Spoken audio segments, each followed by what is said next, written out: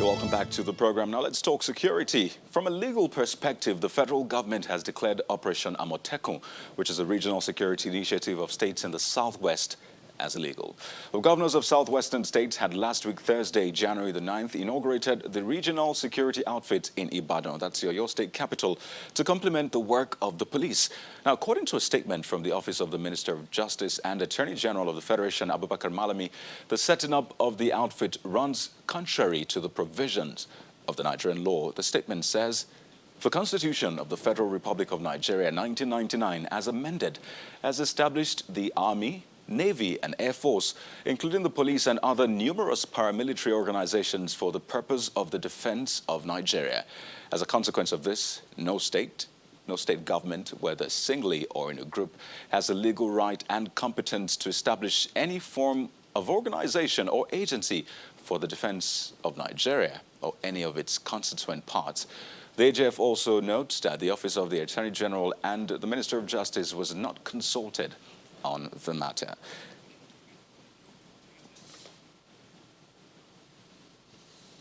Meanwhile, reactions are already trailing the federal government's position on the Southwest security outfit, which is codenamed Amotekun.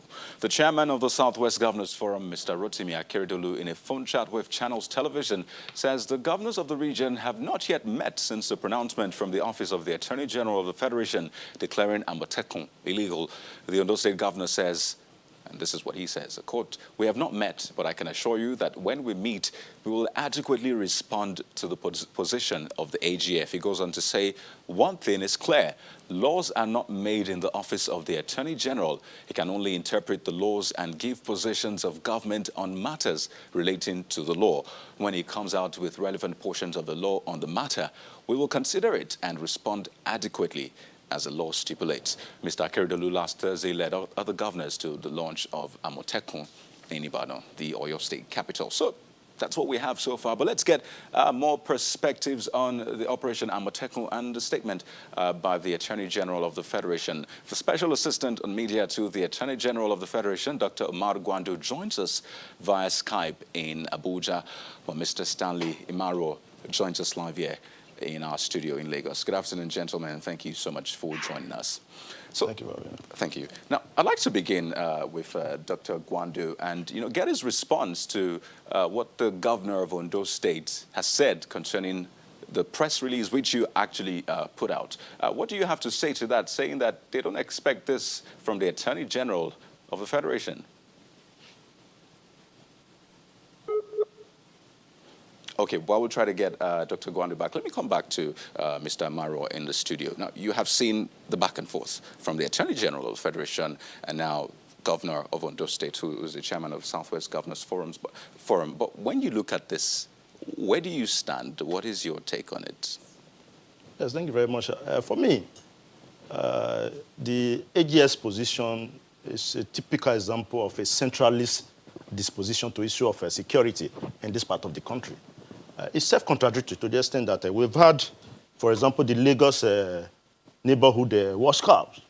The law was duly passed, empowering that particular body to provide security for Lagosians. What the Southwest governors have initiated is not illegal, considering the provision of Section 14, subsection 2, paragraph B of the 1999 Constitution that mandates the state to essentially provide security for life and properties. So I'm really surprised that the AGF could take that very position. When you mentioned the Lagos Neighborhood Watch, which we have come to know it as, the law was passed back in 2016. So a law was actually passed. So don't you think perhaps for Amotekun also a law should have been passed to back this? Obviously, I think this is just a process. We believe that the respective state, remember that we do not have a regional legislature that could just, in a matter of a few weeks, come up with a law.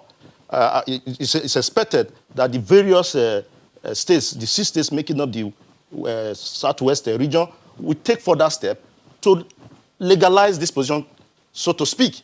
But for the AGF to declare that that body is illegal, it's a dangerous one. As a matter of fact, it's good the Southwest governors are meeting anytime soon, and the JGF there are two angles to his response, the legal and the political. He said he was not consulted.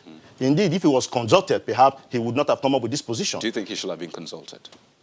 We are talking about security generally. There was nothing wrong in consulting him in the first instance. So he should be carried along. I'm sure if he's carried along, he will support down this. And of course, these governors of the Southwest must be proactive in this respect. Otherwise, the AGF may approach the court and proscribe that body. You know, let's now speak to Dr. Gwandu and you know, get a response to what Mr. Imaro has said about approaching the courts.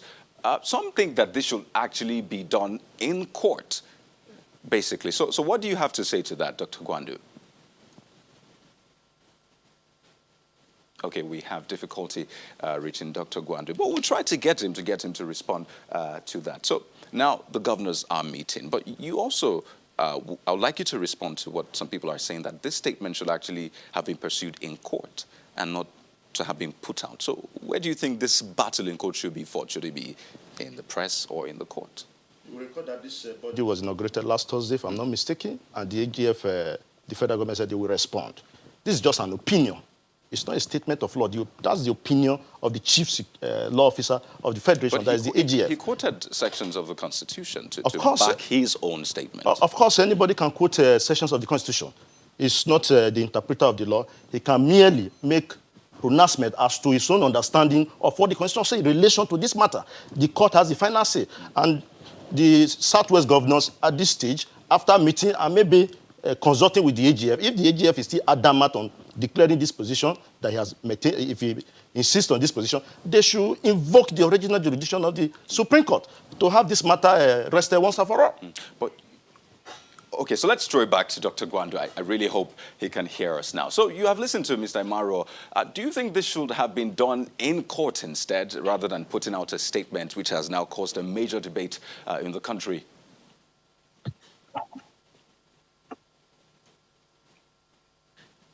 Hello, can you hear me now? Yeah, we can hear you. Please go ahead.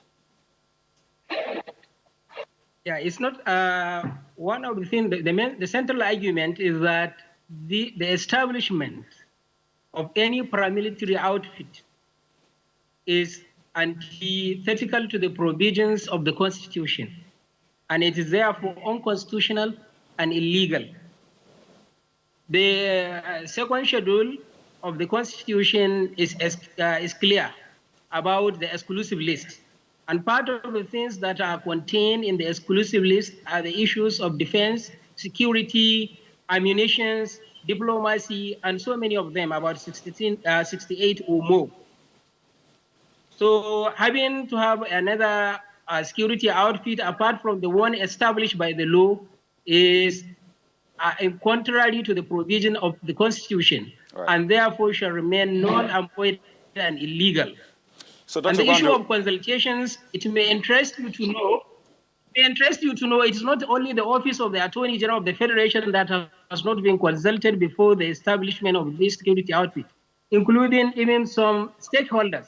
You might have read on the newspaper the deputy leader of the Senate, who is the chairman of the Southwest Caucus, right, has complained that he has not been consulted. And Gwandu, even the deputy speaker of Ondo State, House of Assembly, Mr. Orojo, was quoted to have said that they are still waiting for the bill at their state in order to talk about... Dr. Gwandu, I need to come in now because of our time, but I'd like to thank you so much, Dr. Mark Gwandu. At least we got some perspective from you. He's the SA to the Justice Minister. He put out that statement, which has caused major debate. And thank you so much, Barrister Stanley Imaro, for sharing your thoughts with us also on the program this afternoon. Thank you very much. Well, that's it on Lunchtime Politics, but don't forget you can join the conversation on our social media platform and watch on our YouTube channel.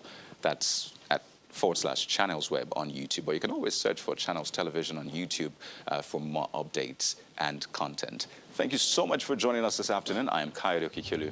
Have a splendid day ahead.